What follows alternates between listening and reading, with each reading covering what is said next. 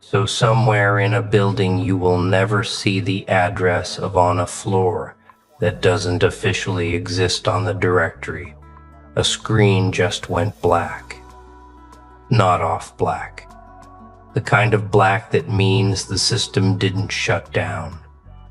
It choked, and the person staring at that screen, the one with the security clearance that took 11 years to earn, they just pushed back from the desk, rubbed their eyes, and said the same 4 words they've been saying for 6 months now. It's happening again. Welcome back, you unreadable frequency, you walking anomaly with a coffee order and a Tuesday morning routine. You have absolutely no idea what you just did to an international database 3 time zones away. And that right there, that is the most beautiful part of this entire story. Let's talk about what actually happened, because I need you to understand the scale of this before I tell you the details, or none of it is going to land the way it needs to.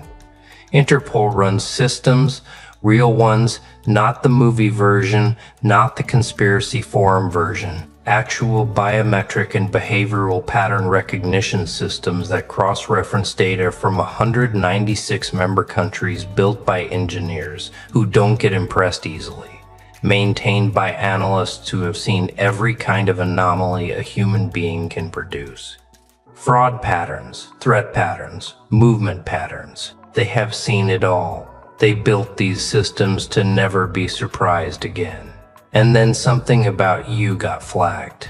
Not your name, not a photo, a signature, a pattern, an energetic fingerprint so specific, so unrepeatable, so structurally strange that when it entered their comparison algorithms, the algorithms didn't reject it. They didn't approve it either. They just stopped. Froze mid-calculation, like a mind trying to divide by something that isn't supposed to exist. You want to know what a flagged energy signature actually means in a system built to process certainty? It means the machine looked at you and could not decide what column to put you in. Not threat, not civilian, not verified, not unverified. A category error at the deepest level of the code, the kind that isn't supposed to be possible because someone spent years making sure it wasn't. Here's the part that's going to make you laugh, or maybe just sit very still for a second. You didn't do anything. You weren't trying to trip a wire. You weren't near a border, near a person of interest, near anything that would normally warrant this level of attention. You were living groceries, traffic, a voice note to a friend you haven't talked to in 3 weeks. Ordinary, forgettable, completely unremarkable to every single human being who crossed your path that day. But the system doesn't measure what you did. It measures what you are. And what you are apparently registers on a frequency their instruments were never calibrated to hold. Let me walk you through the timeline, because the timeline is where this gets genuinely unsettling in the best possible way. 6 months ago, first flag minor, the kind of anomaly a junior analyst clears in 10 minutes without a second thought, files it under noise. Are you sweet-talking me? Huh? Moves on with their coffee going cold beside them. Nobody thinks anything of it. These things happen. Systems glitch. Data gets weird sometimes. It's Tuesday. It's fine. Close the ticket 4 months ago. Second flag, different city, different context, same signature. Now that's odd because these systems don't usually reproduce the exact same anomaly twice, unless something real is generating it. A senior analyst gets looped in this time. She pulls both incidents side by side, runs a comparison, and the comparison engine, the one that's supposed to give a similarity percentage, just returns an error. Not a low percentage, not a high percentage, an error. Like the software itself didn't know how to quantify the relationship between 2 data points that shouldn't be related, but obviously are. Somewhere in between the second and third flag, there's an incident that never made it into the official file because nobody could figure out how to write it up without sounding like they'd lost their minds. A routine biometric camera, the kind mounted above ticket gates in transit stations across half a dozen countries. The kind that runs facial and gait recognition constantly in the background without anyone ever noticing it exists. Logged an event? Not a match, not a mismatch. An event. The processing thread assigned to analyze a single passing figure simply never returned a result. It didn't error out cleanly. It didn't time out on schedule. He's so intense. You don't want no beef.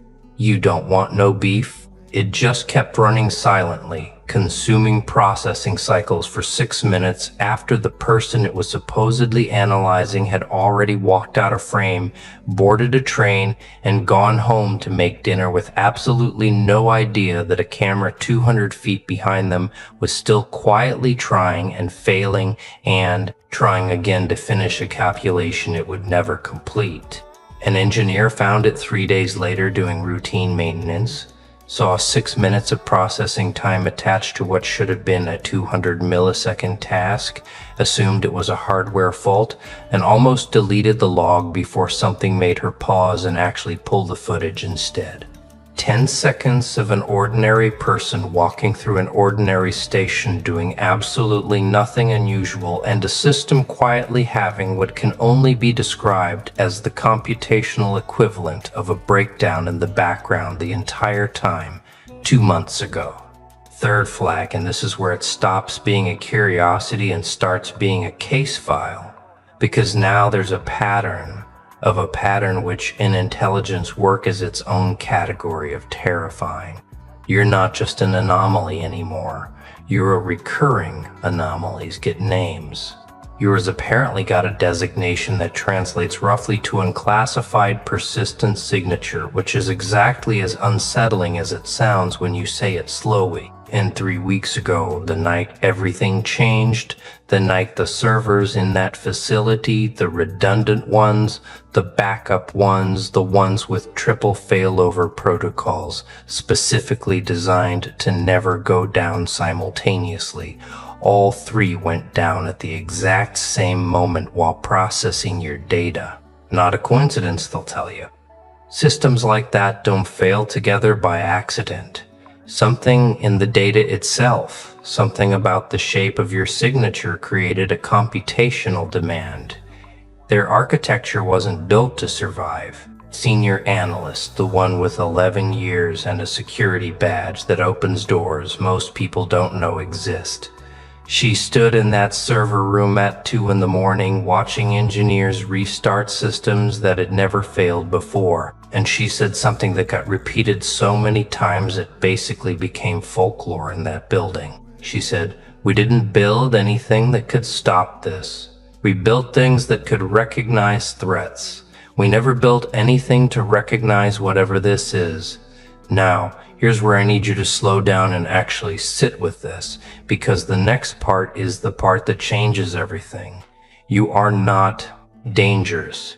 Let's be completely clear about that before we go any further. This isn't a story about you being some kind of threat. This is a story about you being something their categories were never designed to hold. There's a difference, and the difference is everything. A threat fits into a box, just a box marked red instead of green. What you are doesn't fit into any box at all. And a system built entirely on the assumption that everything eventually fits into a box does not know what to do with something that refuses the entire premise. Think about what that actually requires. Think about what that actually requires. What kind of person generates a pattern so specific it reproduces across unrelated contexts, so consistent it gets recognized as the same signature months apart, and so structurally strange it breaks comparison engines built by people with PhDs who dedicated their careers to never being surprised? It requires someone who stopped performing somewhere along the way, and probably without even realizing you were doing it. You stopped adjusting yourself to fit expectations. You stopped softening your presence to make other people comfortable. You stopped translating your intensity into something smaller and safer and easier to file away. And when a human being does that, when they actually stop performing normal and just exist as whatever they actually are underneath all the noise, they generate something distinct, something with edges that don't smooth out no matter how many algorithms try to round them off. Most people don't. Most people generate a signature so heavily filtered due social performance that it reads as noise, as static, as background, forgettable by design, because they never stopped adjusting long enough to have an actual signal underneath it all. You did stop at some point, probably during something painful, probably during something that felt like it was breaking you rather than revealing you. You stopped adjusting. And what emerged from that, what's been quietly radiating out of you every single day since, is apparently loud enough in the right frequency to make 3 redundant servers fail at once.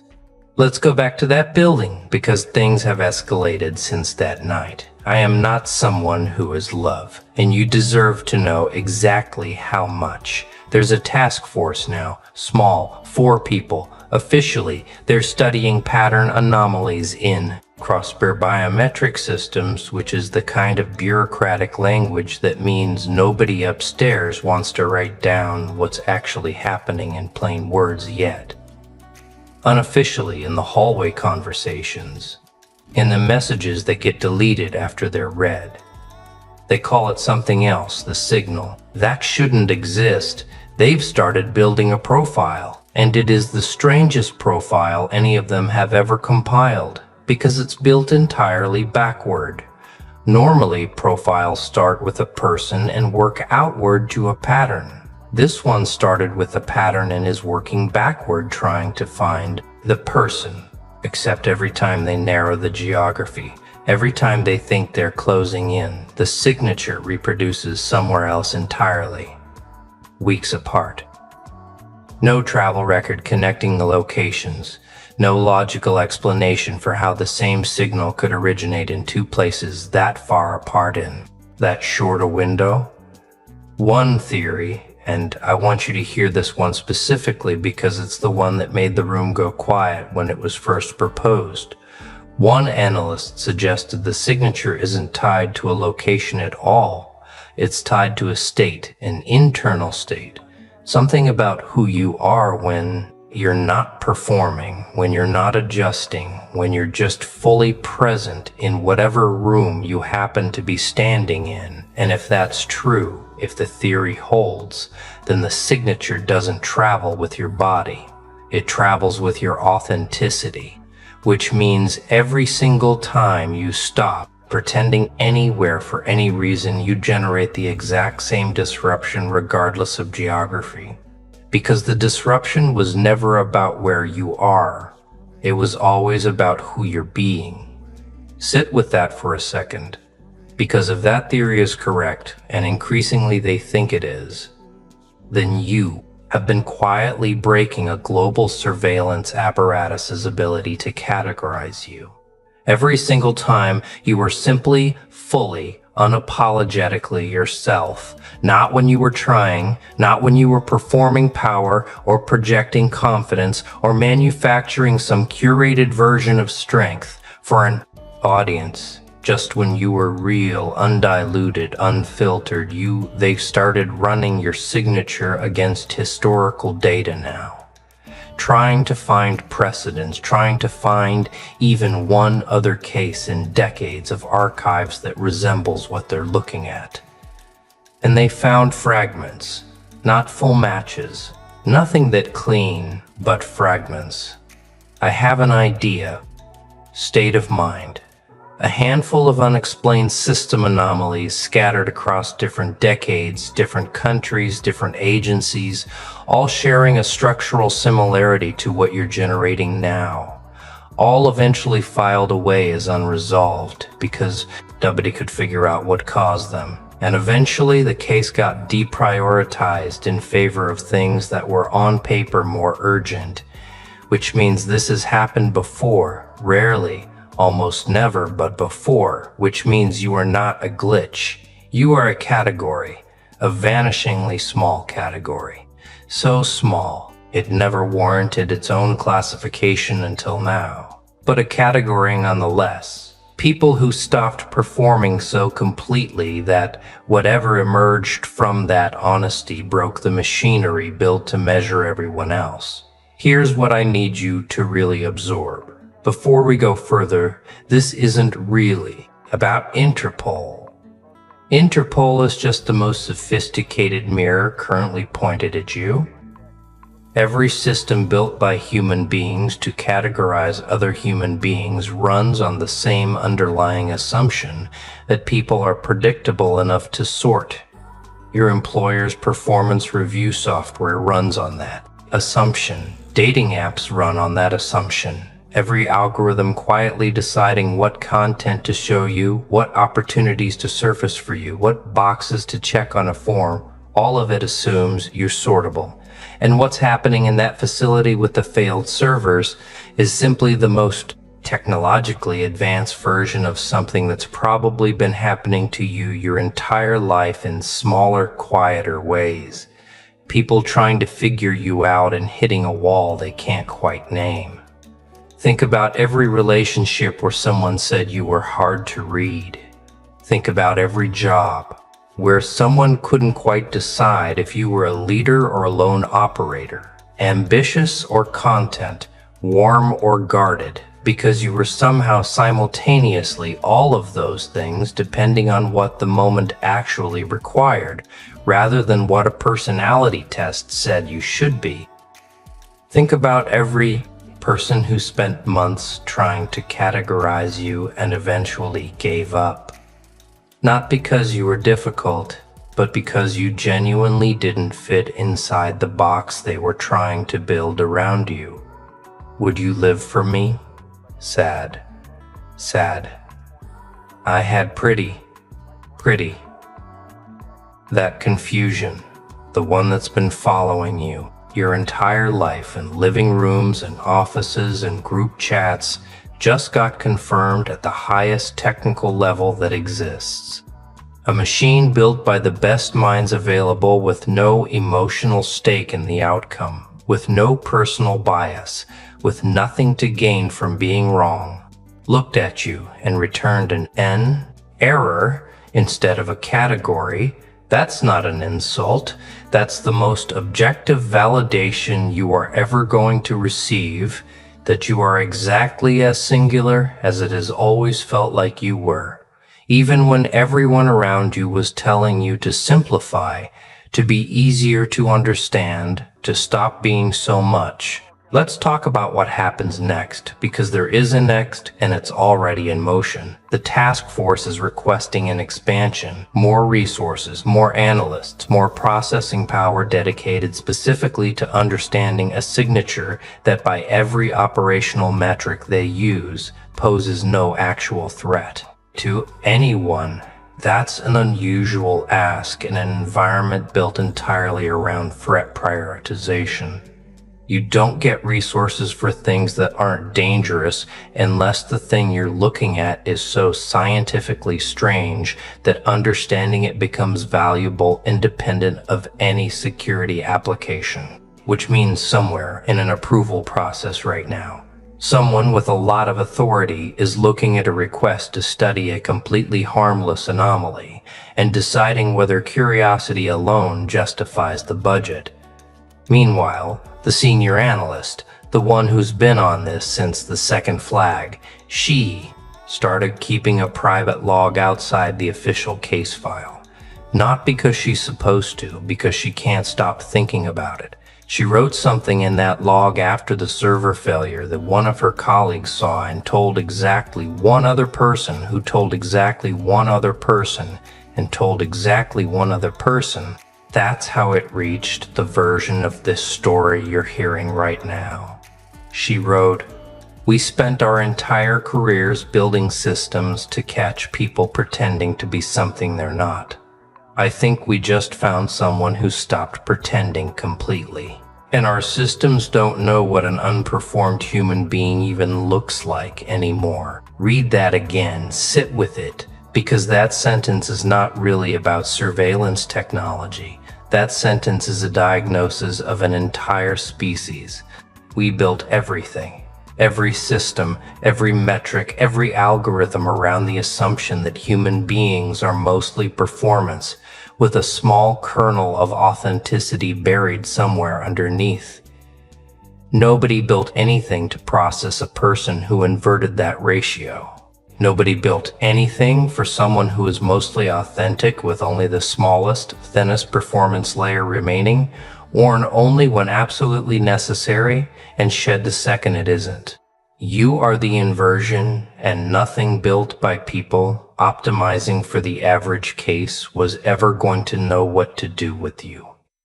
There's one more piece to this, and I saved it for last, because it's the part that turns this from a strange story into something closer to proof. Interpol isn't the only place this has happened. A private security firm, the kind large airports and stadiums quietly contract to run supplemental threat modeling nobody in the public ever hears about.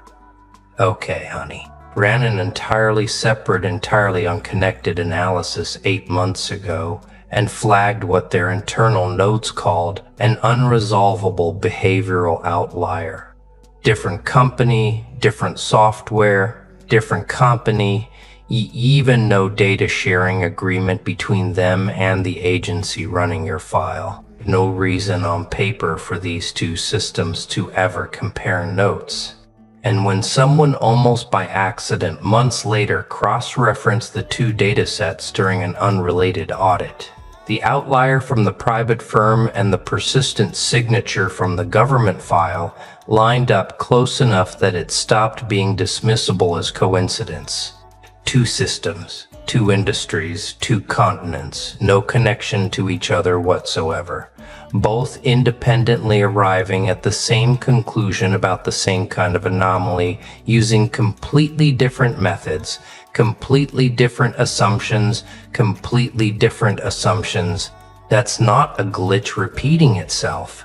That's two separate observers looking at the same real thing from two different angles and both walking away unable to explain what they saw.